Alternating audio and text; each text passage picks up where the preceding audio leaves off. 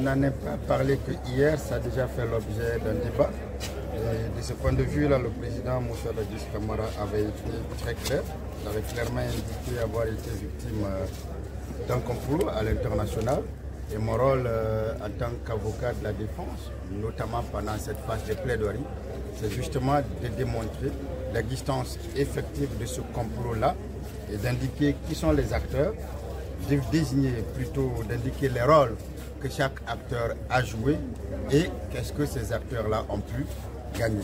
Pour ce qui concerne les noms de ces acteurs et autres, vous pouvez bien vous référer à mes plaidoiries qui sont déjà faites parce que je dois tout à l'heure repasser pour ne pas me fatiguer ou pour ne pas reprendre encore mes plaidoiries devant vous. Pendant votre oratoire, maître, vous avez parlé des menaces à l'encontre de votre famille, à votre personne.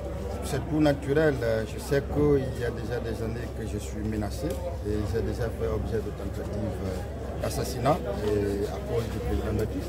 Je vous l'avais déjà expliqué, ça c'était le 15 février 2015. J'ai eu également plusieurs menaces, des SMS qu'on m'a envoyé pour me dire nous savons où vous êtes, nous connaissons votre famille. Mais depuis que ce procès-là a commencé, les menaces ont repris lorsque il a été question de l'enlèvement du président Moussa Dadis Camara de la maison centrale. Vous savez qu'à ce moment-là, peut-être beaucoup est intervenu sur les médias. Et depuis que j'ai commencé mes plaidoiries, puisque nous sommes ici pour la vérité, puisque nous sommes là pour la vérité judiciaire, pour la vérité historique, nous avons décidé de donner tous les détails pour que les événements du 28 septembre soient mieux connus des Guinéens, pour que ces événements soient connus de partout. C'est tout naturellement que quand on le fait, on fait des choses qui compliquent la vie à d'autres personnes, qui se demandent, surtout que j'ai dit qu'on connaîtra à notre procès des événements du 28 septembre. Et c'est une réalité, parce que le président Dadis va être libéré, parce que des personnes seront potentiellement poursuivies, et ces personnes-là ne veulent peut-être pas me laisser en paix. Des agents de renseignement, d'ailleurs, m'ont clairement appelé et m'ont intimé de ne plus dormir chez moi ces temps-ci. C'est pour ça que depuis d'ailleurs quelques moments, j'ai fait déplacer ma famille, je ne vous dirai pas où elle est, et moi-même, je ne vous dirai jamais où je suis. Mais qu'ils comprennent et qu'ils se rassurent qu'ils ne peuvent rien contre la volonté de Dieu. J'ai vécu avant de les connaître, j'ai vécu avant ce procès, je vivrai après ce procès-là. Et seul Dieu peut mettre fin à ma vie, mais pas ces gens-là. Et s'ils sont vraiment de vrais hommes, qu'ils prennent plutôt leurs responsabilités à jour, pendant le jour, et viennent pour qu'on discute, viennent pour qu'il y ait des confrontations.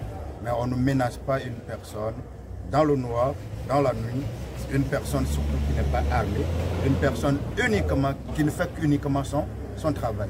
Je suis avocat, je ne ferai jamais de toute ma vie une avocature de connivence.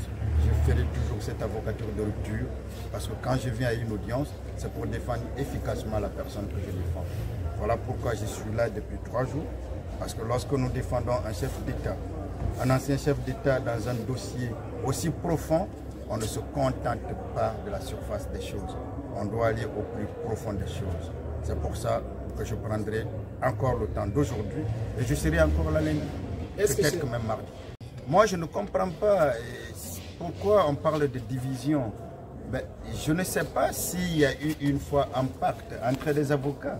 Mais une question a été posée liée à la requalification des faits. Mais c'est une question qui intéressait tous les avocats.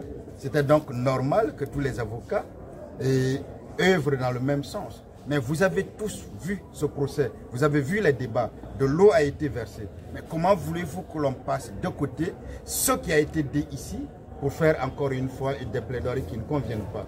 Quel sera notre nom demain? Qu'est-ce que l'on dira? Lorsque aujourd'hui j'ai parlé de Gono Sangaré, aujourd'hui j'ai parlé de Blaise Goumou, hier, aujourd'hui j'ai parlé de Bienvenu Lama. Mais qui a prononcé le nom de Bienvenu Lama ici? Qui a prononcé le nom de Gono Sangaré ici? Mais c'est bien le commandant Aboubakar Toumba. Est-ce que parler de Gono Sangaré pour démontrer qu'il n'y a aucun lien entre lui et le président Moussa Dadis Camara, c'est faire du mal à Toumba? Est-ce que c'est l'enfoncer? Non.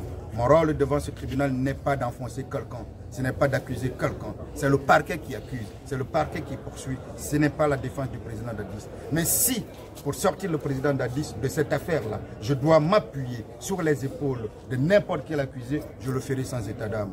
Et en le faisant, je ne fais rien contre eux, je ne fais que défendre un homme dont l'honneur a été souillé et qu'il faut rétablir dans toute sa dignité. Vous attaquez le rapport d'enquête internationale. Mais le rapport d'enquête internationale, c'est le sésame de tout ce procès. Vous savez, à la base de ce procès, il y a eu du rapport.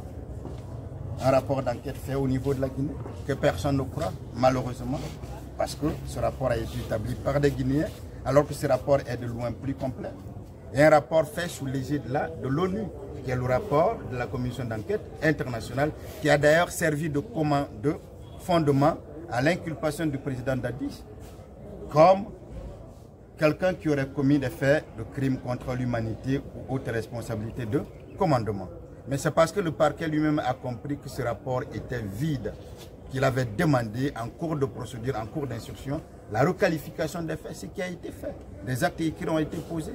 Mais ce même parquet arrive ici, comprend que sur les chefs d'accusation reprochés au président Dadis et accusés, il n'a aucun élément. Il doit donc retourner à la question de la requalification. Mais le premier document qui leur serve de véritable preuve, c'est le rapport d'enquête international.